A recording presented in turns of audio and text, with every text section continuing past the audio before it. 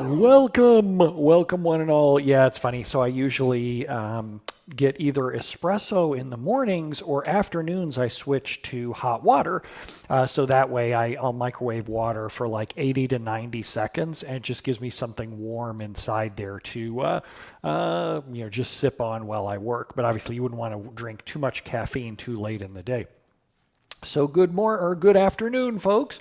This is a rare, unusual stream for me. At least I'm doing a stream in the afternoon because I had a morning client this morning, and as part of my client work, I said I would love to give you a link on how to use Resource Governor well for reporting on the users that are burning up the most resources. I said, but I can't really find one that I'm happy with pointing you to.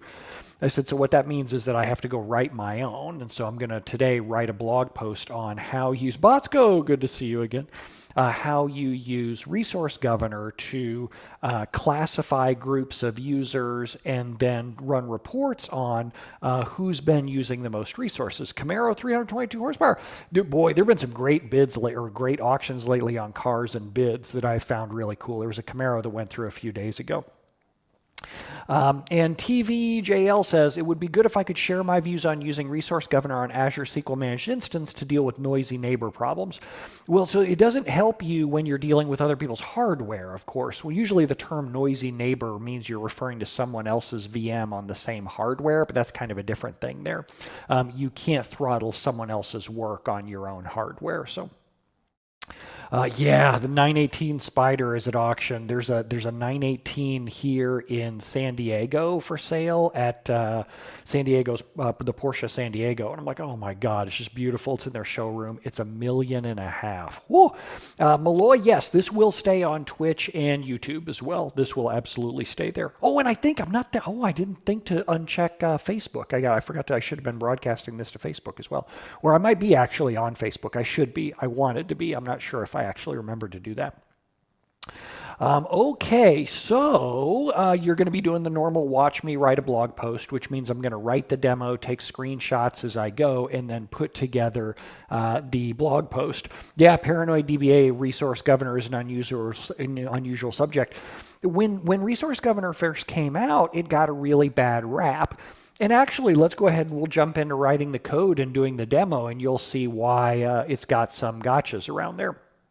Super Cyberall, we're doing really well in terms of COVID-19, and by really well, I mean kind of terrible. But we're not on lockdown. The restaurants are closed for dine-in seating, but you can still seat outdoors.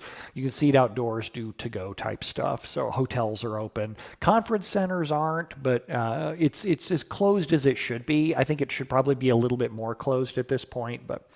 All right, in Camaro 322, you're right. Like what most people think about for Resource Governor is they think about using it to throttle people, and that's not what I'm going to use it for at all. So the blog post that I need to write for today is how to find whose queries are using the most CPU. Now, I've talked about before when I write blog posts, there are really two kinds of blog posts that you write. One is to find people who are Googling for a problem. The other one is for your regular readers, people who read your blog posts all the time. If I was writing for regular readers, I would use the term Resource Governor in the title. Oh, thank you. I appreciate that, Jim.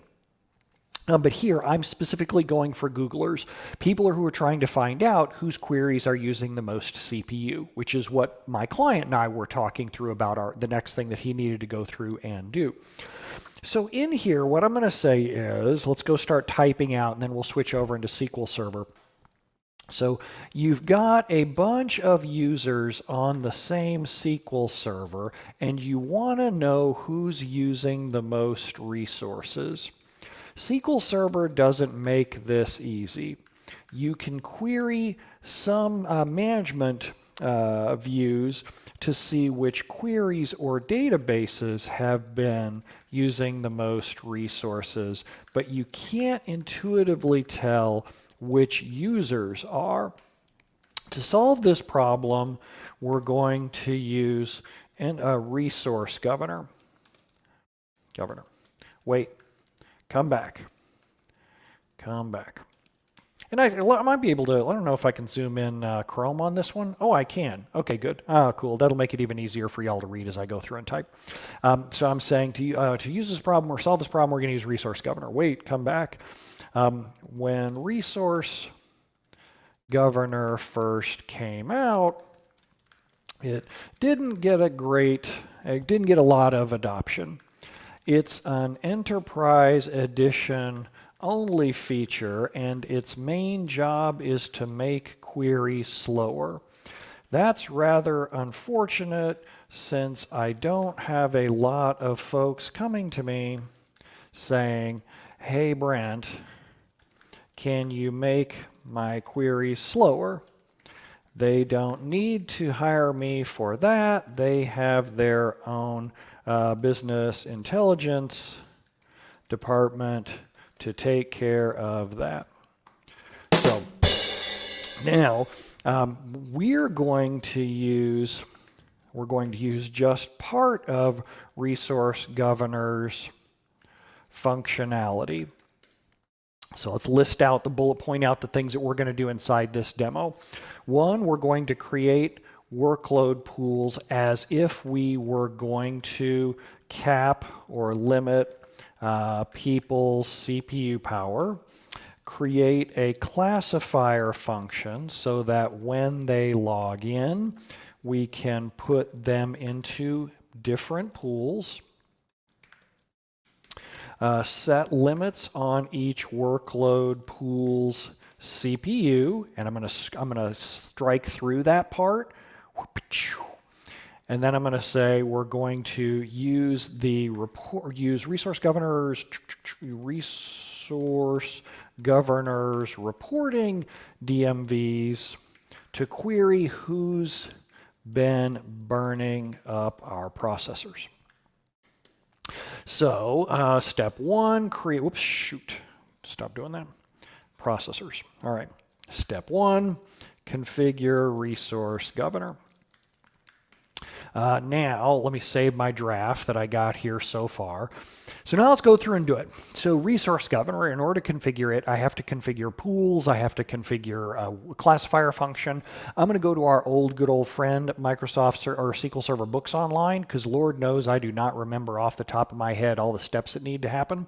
So we're going to say SQL Server resource governor, and then go down to the documentation and enabling it. I don't want to do that. I want to do alter resource governor reconfigure. Thanks a lot. That's no bueno. Oh, there's a template. Oh, this is a bonus, dear readers. Most of you don't use Template Explorer. And by that I mean I don't use Template Explorer. So Template Explorer is a set of scripts that are built into SQL Server Management Studio. Oh, I love it when I can teach people two things inside the same session. So we're going to click View Template Explorer, and then it's not going to work. Okay, there it goes. Oh, I love it. So over here on the side now, so what Template Explorer gives us is a big long list of sample scripts. There's one for database mail, for example, that's pretty good. But here now, I should be able to use this create. I don't want to do that. I want to open this. Oh, that's just beautiful. Oh, that's so nice. I love how that works. That's just absolutely fantastic. Oh, let me zoom in on the font too, so y'all will be able to see it. So anytime you get boilerplate code like this from Microsoft, it's going to be super wordy and it's going to have all kinds of things that we don't really care about. So we're going to explain to the readers, here's how you could go and script it out if you wanted to. Actually, I'm not even going to bother. I got to kind of try to pick my battles and what I want to teach people inside a blog post. I don't think I'm going to go for that. So what I'm going to do instead is I'm just going to clean it up. I'm just going to clean up so that I get the bare minimum of stuff that I need in order to get the job done. So I'm going to call this pool regular users. I'm not going to put anything to do with capping them because I don't want to bother. I'm just going to create the pool. So let's go see if that works. Oh! Woo! So we'll say create pools for the groups of users you want to track. I don't want to put regular users was probably a bad choice. Is it drop resource pool? Pool regular users. Let's find out. Drum roll. Yes. Sweet. So we'll call it pool website. And then copy this a couple other times. We'll call this pool accounting and pool ad hoc. Well, we'll call it reporting users. There we go. So now we got a few different pools that we're going to classify people into whenever they log in. Next, we got to build, I don't know that I really care about the workload group. Lewis says just knew something new. I know, right? Isn't that wild? So we'll call this pool WG website. And we'll copy paste this a few times. I always try to be good and put semicolons at the end of my sample code just so that people know that you're supposed to do that. Technically, queries that don't end in semicolons are deprecated. I don't think SQL Server's ever going to do that though. Let's go create each of those. That worked way too easily. That's kind of cool. Using pool. Using pool website. I wonder if I can create or alter. I bet I can. Let's go see. Create. Oh, no, you can't. Oh, there's no pool. Using pool website didn't actually work with. Okay, so screw you. I guess I don't need that. All right, so I got those in, and then let's go delete you out to do. I always see, whenever I see this, I always think todo, as in todos. To do, now create the function. Okay, so here comes the tricky part. So the function is how we're going to determine who is in which pool. So the classic way that you would do this is you would do it based on either SQL Server groups, login names, Windows groups. I mean, like you would analyze something about the login or the database upon their connection.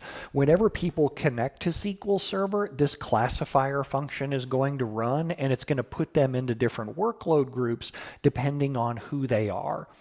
Now, in the scope of this blog post, I don't need to explain everything about Resource Governor. I only need to get enough to get them started and then link them off to go books online in order to go learn the rest.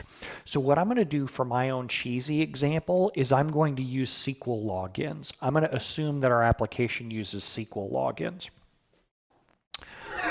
So for this, for the purposes of my demo, I'm going to, you're welcome, Sandeep, glad you liked it, to create a few SQL logins that I'm going to classify into different groups.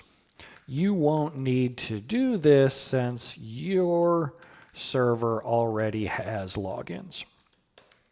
So let's go create a couple of logins, and we'll go do it with, I can close the template browser now at this point.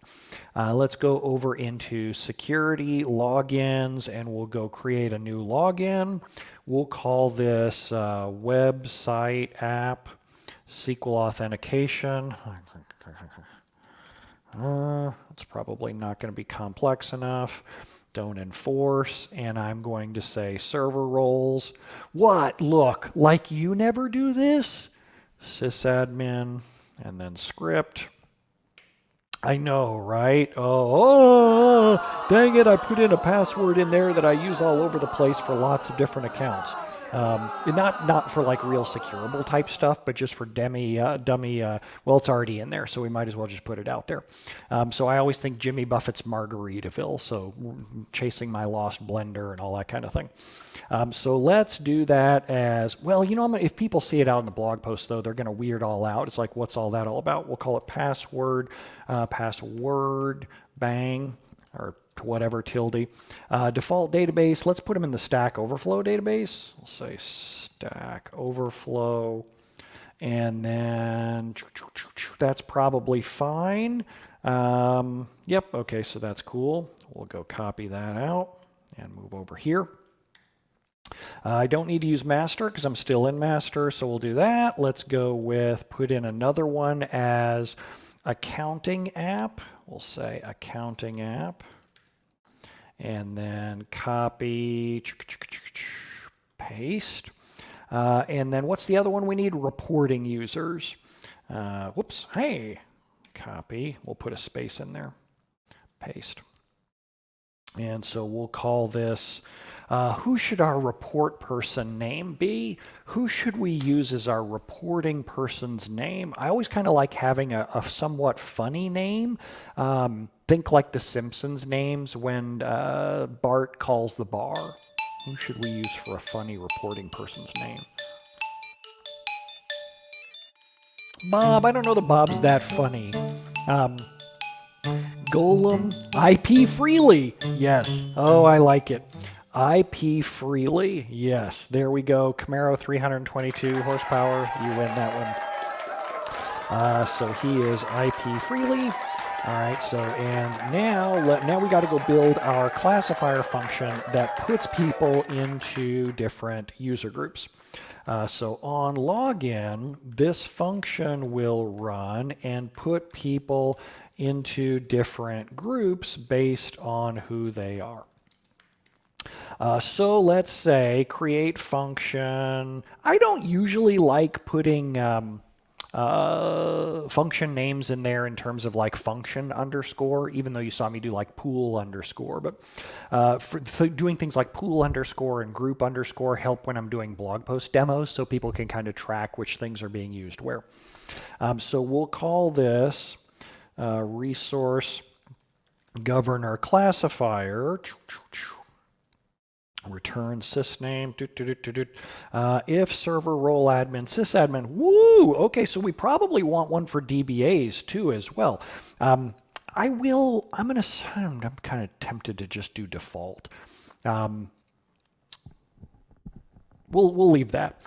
So we'll skip out of this part. We're going to say if, how do I get the logged in server's name? Let's see here. And there's a bunch of different ways to do this. Let's see. SQL Server, get current user, or get current login name. Login, yeah, so we'll start with that. Username. Oh, returns a database username. I don't like that as much. Current user, returns the name of the current security context. Impersonated context. God, I don't like that. Let's try system user. System user with so username and login name are different, then system user returns a login name. Yes, that's what I want. So system user. So if system user equals, let's go drop the, some of you may not know this. Let's go see what username is. Select, boom, and username. Is it just those? I don't need the parentheses. Let's go take a look. See what the differences between those are. Thanks, bud. Okay, there we go. Looks like they're the same. So username, what's the difference between those two? Because I certainly don't have to do this that often. So system user versus username returns the login name. Oh, okay. All right, I'll take that. Username. You can see that I never do security stuff. Username.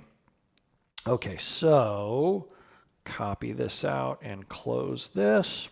So if you, I don't need a select there, if username equals, all right, now I need to go get back from up on top the list of users that we went and created. This is where another thing that I love in Management Studio, over at the very top right, there's that little double arrow grab bar. You can grab a hold of this and drag it down, and now I have two different windows on the same script. So now I can come back up here and see what I've done. So website app equals website app. Set group name equals, and what group did I come up with for that? So it looks like WG website. Set group name equals WG website. And then we'll copy that a couple of times. Boom, boom, boom, boom. Boom, boom, boom, boom. And then we'll go with WG accounting, paste, WG reporting users, paste. Then who did we have for, I obviously know that it was IP freely, and for the accounting side, looks like accounting app. So accounting app, and then IP freely. All right. All right, good. So we got that set up. Now let's drag that back up. We're not going to do any additional classification logins. So there we go. So now we have our little function that runs whenever people log in and it returns the right group, hopefully. Then let's come down and Super Cyberall. Wouldn't it look cleaner if you use a select case? That's not a bad idea. I kind of like that. I will give you credit for that. I like that a lot. So Super Cyberall says, and you were in this morning's webcast, weren't you? I can't even remember. So let's say select at group name equals case. What is it, S username? You know why I might not do it? So I'm trying to think of cases when I would do things hierarchically, like in the big. Okay, so let me tell you a story of using resource governor, which is also a story of sadness. So a long time ago in a galaxy far, far away, when I implemented resource governor on a big complex 24/7 kind of system, I did different layers of rules early on. Like I would say right in the beginning of the script, if it was between certain off hours, give everyone full power and just return immediately. Otherwise, I would go through all kinds of other processing logic. I don't know that I would always want to put that in a select case. For the cases of this blog post, though, I am going to use a case because I like the way that this is probably. I don't know. Do I want to do that? I kind of want to do that. Yeah, I'm going to do that. But I'm just going to tell y'all that I wouldn't normally do that in real life. I would normally put in all kinds of hierarchical type stuff. But I like it, though. So let's say case S user name. When website app. Then WG website, then copy paste a couple more times, and then else default. And now I can copy paste some stuff out of here. Paste, copy, and paste, copy, and paste. That's my life. I forgot the end, and then end. That looks good. So props there, Super Cyberall. Good idea. I like that. Then I can also kind of rip this out because I don't need that anymore. I didn't believe that they don't have tabs done correctly inside of the template code. That's kind of cheesy. Okay, so now we're going to alter with classifier function equals, let's tighten up this code just a little bit, with classifier function equals, whatever the heck the name of our function was, resource governor classifier, boom, and I didn't put DBO, let's go fix that. And now I need to enable resource governor, okay. So I'm going to say tell resource governor which function to use, and then I'm going to hold this step for later because I'm going to say I want to give them a big disclaimer about, look, what you're about to hit execute on here is dangerous as hell because you can set up resource governor in a way that people can't log in or people have the wrong pools or all kinds of stuff. So let's just start out with this. So let's run this a piece at a time just to make sure that we have our pants on here. I think we already created our resource pools. Okay, good. We already created our workload groups, I think. Great. I think I've created my accounts. I'm not 100% sure. No, I didn't. Okay, so let's go ahead and create the others. There he goes. There's that. On this login, the function. Okay, good. So let's go create our function. Make sure that actually works. And then tell resource governor which function to use. And KG, welcome to the club. Thank you. I appreciate it. And then make these changes effective. All right. So now we have resource governor configured. So now what do we have? You'll notice that as I went through and I did my resource governor configuration up here, I didn't put anything in about limits. So now what's the point of resource governor? The point of resource governor is now as people log in and go run queries, I can classify them into groups and run reports. So for example, we'll start by logging in another window with, we'll log in with IP freely.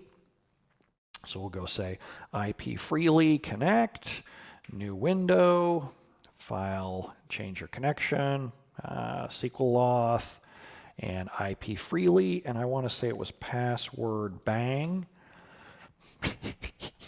except I was wrong. Okay, all right, so let's go over to the other window, and let's go get it. It was password bang. That was the one. Did I use a different one for IP freely? That's the one I used. Copy, paste, let's change connection, SQL, IP freely, password, bang. Listen, you're not my real dad. I'm going to copy that out. It would be really funny if I don't have SQL authentication turned in on this VM. That would be really, really funny. SQL sucks. Well, maybe you could watch the webcast and maybe you could learn. Then again, maybe not. So let's try this. Copy and connect. SQL IP freely and paste. So I bet money I don't have SQL authentication turned on here, which is kind of funny. Let's go do select star from sys configurations. Order by, I want to say it's name. Let's see if SQL auth is turned on this little fella. And I never remember what, let's try where name like auth. Let's try that and execute. Yeah, no, that's not it. Login. Nope, that's not it. Mixed mode. Oh, nicely done, folks. Thank you. Very good. That's not it either. I may not have show advanced turned on. Show advanced. One. Reconfigure.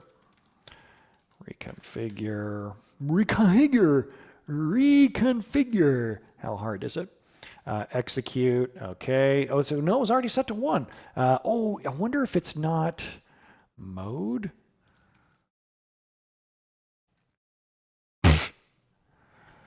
I had a lot of hope because I thought y'all were right. Let's try this. SP configure mixed mode 1. Let's see if we get lucky. Nope. All right. We're going to have to hit the documentation because y'all don't know either. Enable mixed mode. Do I have to go into configuration manager? Oh, is that? No, I've never seen that before. That's kind of interesting. Let's go down here. Let's see. So I don't need to enable ASA password. That's fine. Oh, God. Ugh. Are you? Oh, it's terrible. Are you kidding me? Oh, my God, that's awful. So login mode, no, I really don't want to do that. +2, that said, if I remember right, that was setting it the other way. That was saying changing it from Windows to SQL, Windows plus SQL to other way around. I can see why over in that other thing there was doing it during the installation, changing the instance properties. Oh, it's under security and instance properties. This tells you how often I go and do this. I'm still kind of convinced that I actually have mixed mode authentication on.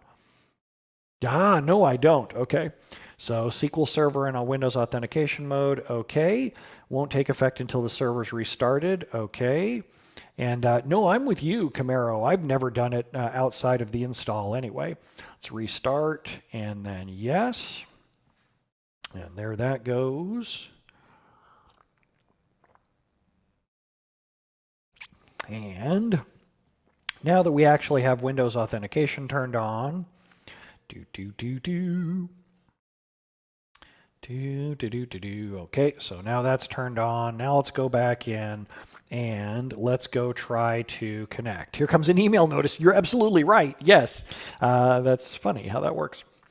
So it is IP freely. Let's put that up on the window just so that I know what it is. Copy. Boy, this is a hell of a lot of work to get one blog post done. SQL authentication, IP freely, password, remember, and now at least we can get to the point where this guy can run a nasty query so that I can do, so I can show you what I was really trying to teach you. I'm going to save this window as IP freely just so that I know when I'm looking at the tabs which window is which window. And then I'm going to sit here and wonder why it's taking so long to save an empty file, but you know, what do I know? So we'll say select count star from DBO posts P, cross join DBO votes V. Let's see how bad that execution plan is. Get the estimated plan first. Okay, good. There are a couple of indexes that he can do. That should take a second. So let's try that. I'm going to try it once and see how long it takes.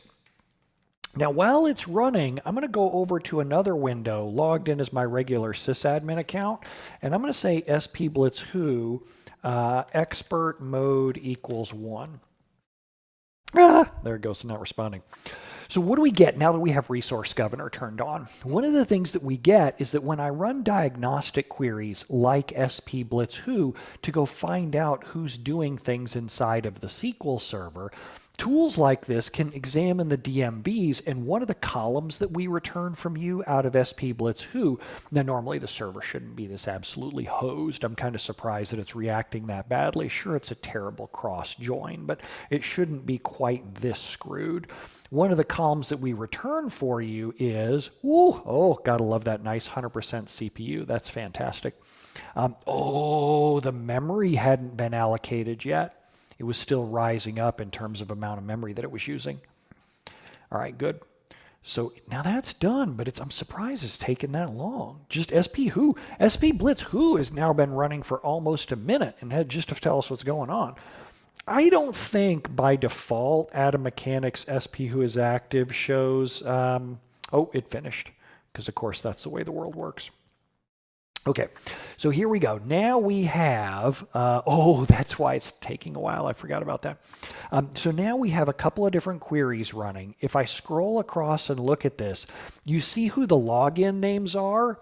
Well, this is part of the puzzle. Now at least we know which login they are, but if I keep going across, there is, so now I can classify people into groups. Of course, spblitzwho, who really cares? It's not like you want to sit by the server and keep hitting F5 to watch and track which users are burning the most CPU. You can log spblitzwho to table, but that's not what most people are going to do. The thing that we're going to do for the purpose of this blog post is we're now going to turn around and go select star from sys resource.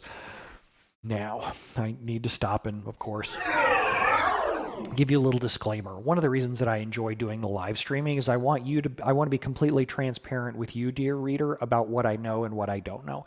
I used to think that when I read other people's blog posts that they memorized every single thing that they were putting into the blog posts, where they were like, of course I know, that if you add this to the registry, then this weirdo thing happens. I want you to get that even though I'll publish a blog post about something, I'm very transparent about what I do regularly on a daily basis and what I don't have any frickin' idea. I don't have any frickin' idea of which DMV to get the data out of for Resource Governor that has CPU and memory grant, for example. But you can find it out just like I'm about to do by leveraging the power of IntelliSense, which isn't really all that powerful. But if I go in and I say select star from, and I just start typing things in, even if it's not the leading word, SQL Server will still give me a rough idea of what's going on inside here. So let's take a few of these just to go see what they have in them. And I got lucky the first try out. Yes. See how it says total CPU usage? And it has internal and default and pool website. Except I don't think things worked exactly the way that I wanted to because it's giving me the pools and I could have swore, oh, you know what it is? When I created these pools or I created the groups of users, I didn't say which users were in which pools. All I did, see I got zeros down across here. All I did was I created, coming back up, I created pools of users and I created groups, but I didn't necessarily tie those together. So I got to put in which workload group is in which pool. All right, let's go out and figure out how we're going to go do that. SQL Server alter workload group and get the syntax for that. And it says alter workload group using pool name. Okay. Alter workload group. Let's go copy that out temporarily, and we'll use the Alt-Shift trick so that we can type across multiples at the same time. Alter, there we go. And then using, and what was it just called? It was called using pool, using WG or pool website. Let's see if that one works. Execute. Wah, wah, wah. Maybe do I need parentheses inside there? Oh, let's go down and see if there's an example. With things with books online, there's almost never a with using alter workload group using. Oh, and they didn't put syntax. Okay, all right, that's cool. They didn't put single quotes. Even though the example up above said, am I crazy? The example up above had single quotes. It had double quotes. Okay, all right, whatever. Whatever. So now using, you're required by law to make that noise when you do things like brackets and copy paste. You have to go. All right, so now I've got those. Let's be consistent, and we'll put the at the beginning of that one. And let's go alter those and execute. Now, if I was really smart, I would put those in as the creates so that it looked like I did it right from the get-go, okay, or right from the get-go, as it were. Now, oh, Big Mike the DBA, thank you. I appreciate that. Very cool. And I should throw, where did my stream labels go? Stream labels. Right now I have a bug in that theme where it's not showing me which ones of y'all. Oh, you resubscribed. That's your second month. Thank you, Mike. I appreciate that. So now let's see here. So I got my workload group all set up. Now I have to alter resource governor to get that to take effect. And I have to reconfigure it so that it catches the updated change. And I also have to highlight the right place when I try to go and do things like that. Alter resource governor reconfigure. There are alter. Disconnect all affected sessions to track logins and try again. Okay, yeah, screw you. So we will save IP freely and then close his window, and I will close. Actually, I'll leave that because that one doesn't change. Oh, I think that is IP freely also. So let's change that connection so that it's, no, that one's using Windows. Okay, good. So let's see. Yay! All right, cool. Now, let's have IP freely come back, and let's run a query with IP freely. So SQL auth IP freely and go. Now, while IP freely, I have entirely too much fun with this. Now that IP freely might actually be in the right pool, now we might get, yay, yes, fantastic. So now we start to get usage on who is using how much CPU. Perfect, magical, that's fantastic. That's what I'm going for. So now we can go back and start copy pasting this stuff over into the blog post. So let's go start constructing that. Let's take Control A, C, come over here and come back over to my blog post. And we'll say first, start by configure resource governor. What you're about to read is by no means any kind of good practice. Here, I'm just showing you how to quickly configure Resource Governor as a proof of concept. Any database person worth their weight in, what do we weigh? Query bucks? Query bucks. Would read the documentation on Resource Governor before actually implementing this in real life. You, dear reader, are not actually worth your weight in query bucks, so you're probably going to just copy paste this into production. That's why I like you. Now let's go put this in as, paste in our T-SQL, there it is, and paste that in here. I'm going to take out the make the changes effective. I'm going to comment that part out. I'm going to say, and I'm going to explain why. So, oops, it's up there, add. So we've got all this stuff in here. Come way down to the bottom. Eagle-eyed readers like yourself, I have more than I weigh. Okay, you're off to a good start. Will notice that I commented out the reconfigure at the end. Resource Governor can be pretty dangerous. You can get yourself into a situation where people can't log in because people have trouble running queries because of goofs in the classifier function.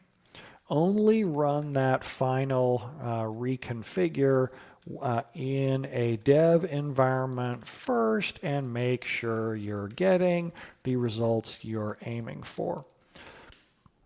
Then let people run queries or let people run queries and measure their, what do I want to say is the second heading? So the first heading I said was configure resource governor. Oh, I should go back to my basic SEO. So search engine optimization. So the headings need to kind of sort of match the thing that I'm discussing out here. So how to find queries who are using the most CPU. So the first thing I need to say in the first heading is configure resource governor to put people into groups. Then measure which groups of users are using the most CPU. To do that, query.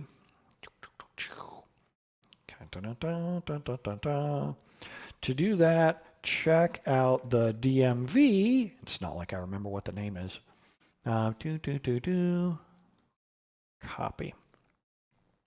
And paste. Actually, let's put in the code. Add. Check out the DMV, sys DM resource governor resource source pools. Let's go get the documentation for that page. Copy. Come on back to me. Copy. Paste. And get that out. Copy. And paste. Take that. There we go. And I should link to the resource governor documentation too, because it is pretty good. Resource governor, copy, and then come back up here to where I was lecturing people about reading the documentation.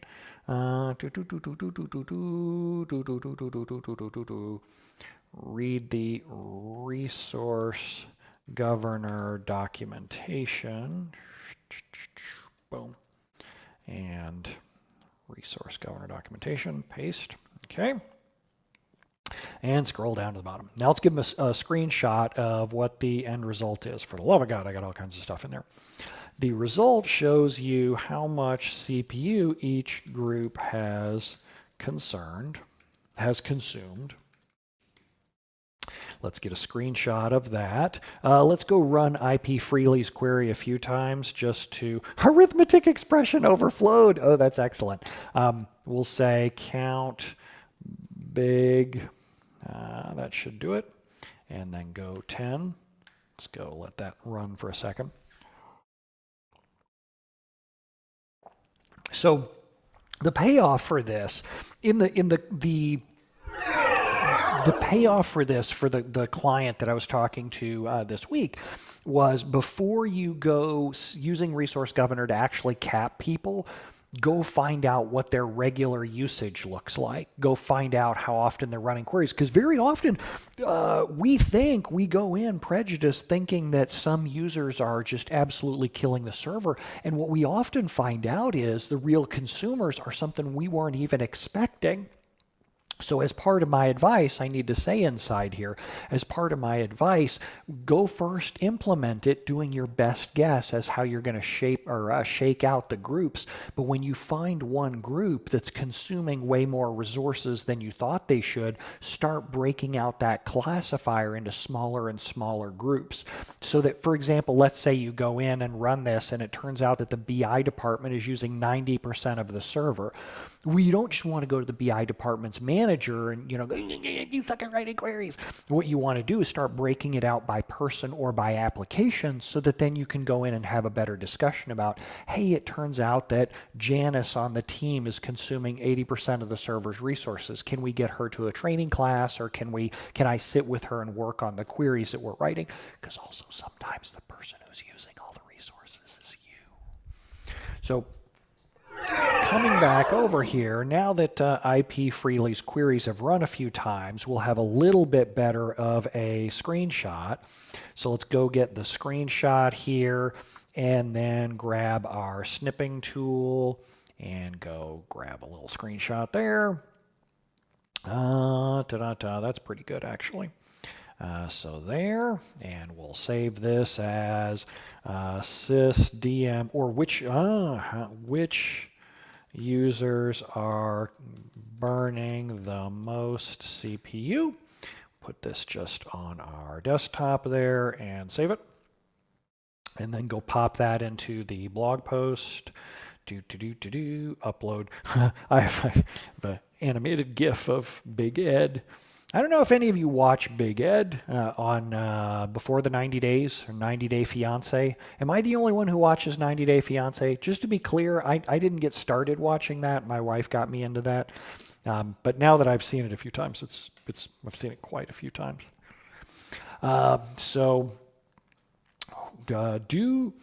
When you start examining this data, oh, SQL sucks. That is a good question. So is CPU the only factor? No, memory grants are another classic one. If you want to find out which pools of users are grabbing the largest memory grants, that'll totally get it as well. When you start examining this data, you might find that your first Argenis Fernandez, oh, that would be funny. He would take offense to that. He would totally take offense to that. We're not going to go there. I was going to say he's a good looking guy, but then it starts to get a little creepy. You might find that your first pass of creating pools and groups ends up with not very granular reporting data. Maybe 80% of the server's CPU is burned up by a single group. That's not very actionable.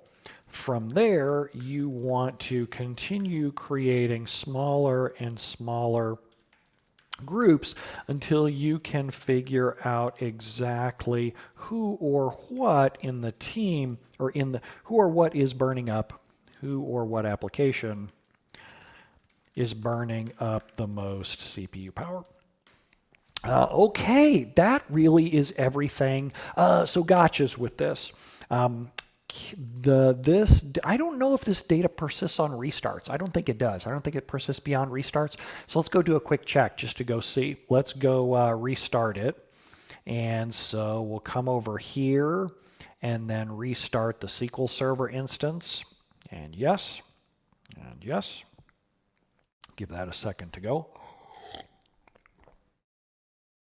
TV says, if a DBA is lucky is lucky enough to have an off-the-shelf monitoring tool, will this give the same type of insight or resource governor be more accurate?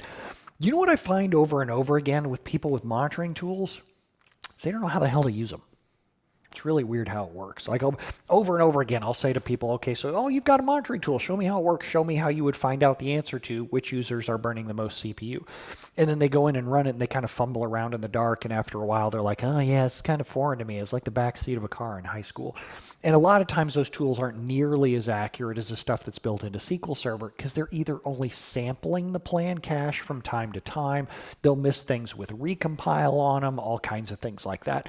It's better than nothing, I'll say. And of course, because a resource governor is an enterprise-only feature, then you may not have enterprise edition across the board in shops. Okay, so now let's go see, this will be the moment of truth, if I do the select and all the numbers reset, and I'm pretty sure that they will, but let's just go find out. If all the numbers reset, so much for that. So all the numbers reset.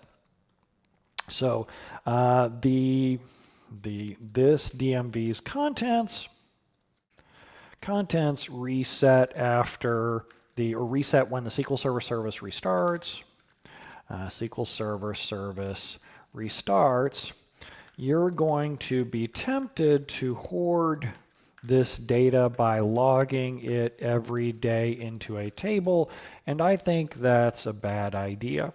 Just like you made a lot of bad decisions in your youth when you were young and you needed the money, so did the rest of the people on your team. Every time the SQL Server instance starts up, think of it as a brand new day.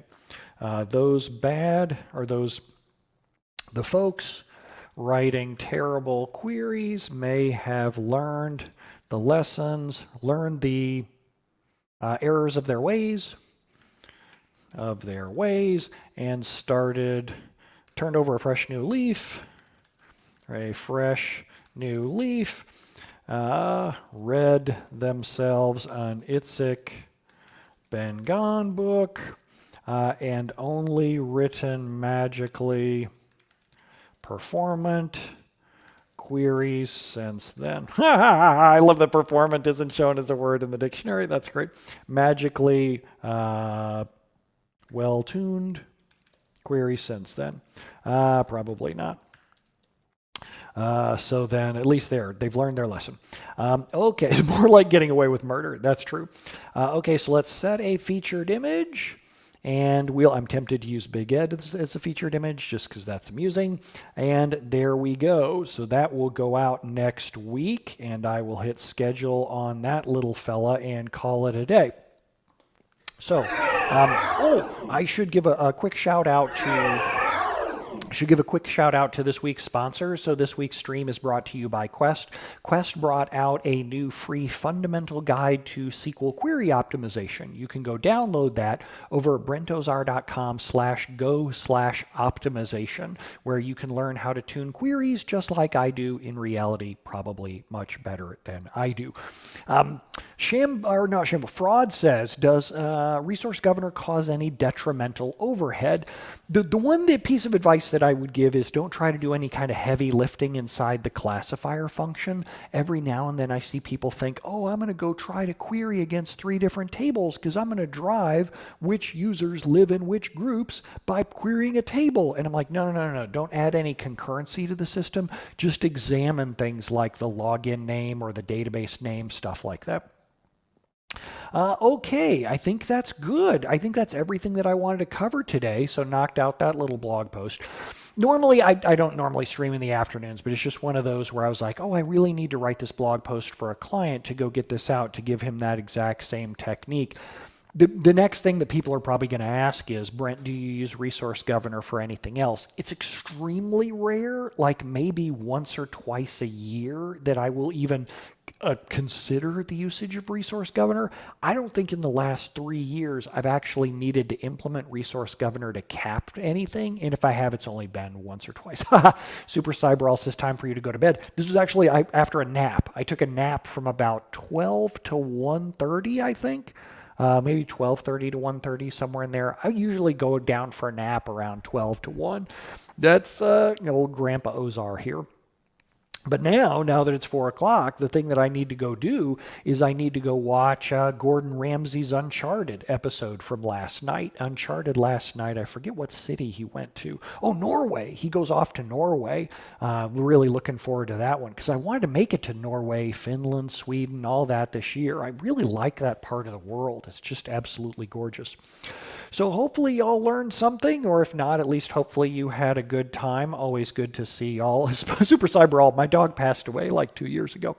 Kung Fury Keyboard says, by the way, what did you use to stream to both YouTube and Twitch at the same time? And also Facebook too as well. It's called Restream. If you search for Restream, restream.io. Mahesh, nope, sorry. I'm not moving my live weekend sessions. Those are for my time, not really for your time. It's the times when I have available. Jay Cole says I have 4 streams in 3 days. Yeah, unfortunately it'll go dark for the next Tuesday, Wednesday, Thursday. I'm probably going to pull one off on Friday, but Tuesday, Wednesday, Thursday I'm teaching my mastering index tuning class, so I'll be streaming my brains out. But of course that one's private for the live class season pass folks. So thanks, y'all. Good to see you again as always, and have fun, and I will see y'all later. Adios.